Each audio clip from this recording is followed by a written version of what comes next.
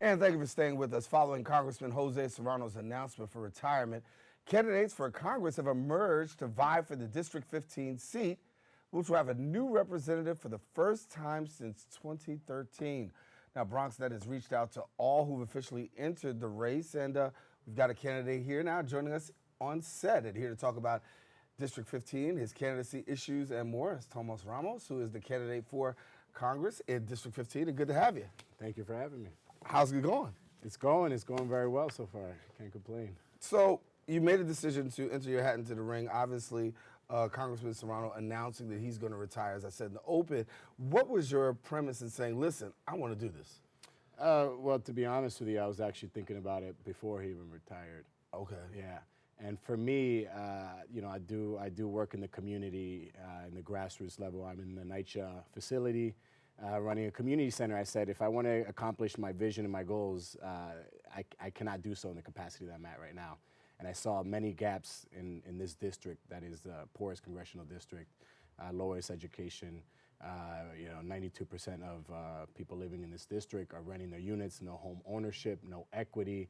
And I'm really, really worried about our future of our children, and that's what's at stake right now. Mm-hmm.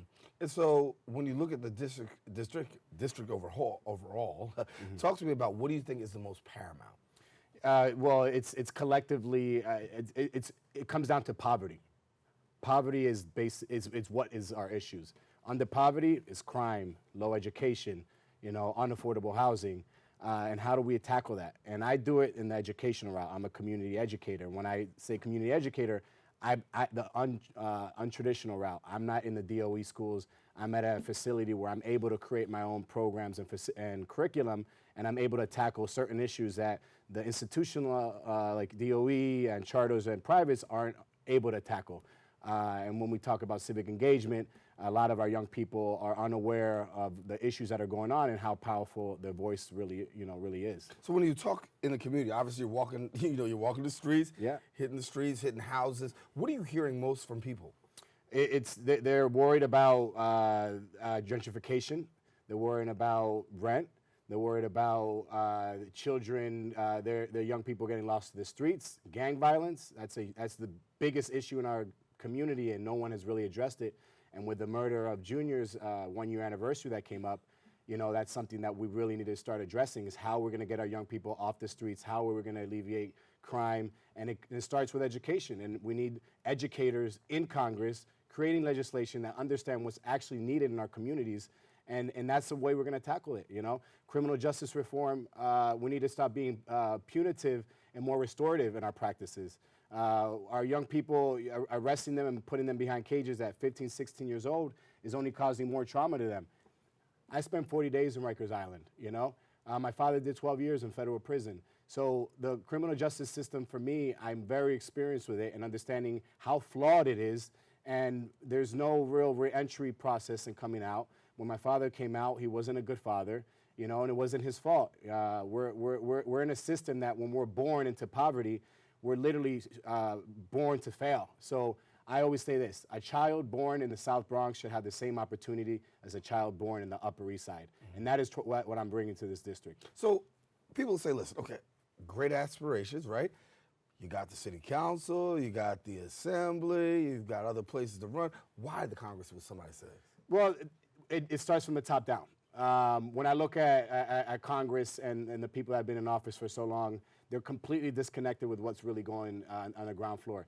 Why is it you have to go to city council or state? Why is there structures? You know, when the founding fathers created, you know, the Congress, they had 3 requirements: 25 years of age, you know, living in the state, and being a U.S. citizen. That's all the requirements they had. I'm a voice for the young people. I'm a voice for what's really going on in the communities as I work in a NYCHA facility, and I know what our families, our seniors, our young people, our children are faced with on a daily basis. You know, I will be the best representative for this district. So people ask the question all the time about Alexandria Ocasio-Cortez. They saw her run, how she was able to defeat Joseph Crowley, and he was definitely the front runner at that time. You also have, the seat is given up right now because of the congressman, but yet it's still a heavy seat, a freshman person running. Talk to me about, did she have any influence with you in regards to saying, hey, I could possibly do this? So I was going to run in 2022. I got accepted to NYU's MBA program. So I was actually going to get my MBA, put myself in $180,000 more in debt, and then she won. I'm like, you know what? Let me take a step back and not incur that debt and shoot my shot right now. And that's why I'm running. And there's momentum, and there's a real need for change. And young people are going to be the determining factor in this race and the races across the country. Mm-hmm.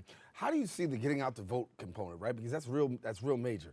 And here in the borough of the Bronx, we've always had low voter turnout. How do you see being able to transcend your voice in the votes? So when we look at a candidate for this district, legislation needs to happen, but more so, we need a leader that's going to inspire the next generation to want to change. Because we can create structural legislation changes, but our young people, if they're unengaged, if they're uninspired, nothing's going to change. We need to change an entire culture. So for me, it's inspiring our young people, and that's what I've been doing.